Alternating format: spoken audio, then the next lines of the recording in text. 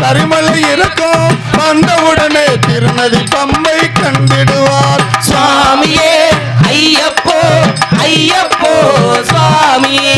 கங்கை நதி போல் புண்ணிய நதியாம் பம்பையில் நீராடி சங்கர மகனை கும்பிடுவார் சங்கடமின்றி ஏறிடுவார் சங்கடமின்றி ஏறிடுவார். நீலிமலை ஏற்றும் சிவபாலனை ஏற்றிடுவார் காலமெல்லாம் நமக்கு அருள் காவலனாயிருப்பார் சாமியே ஐயப்போ சுவாமியே ஐயப்போ சாமியே ஐயப்போ ஐயப்போ சுவாமியே சாமியே ஐயப்போ ஐயப்போ சுவாமியே.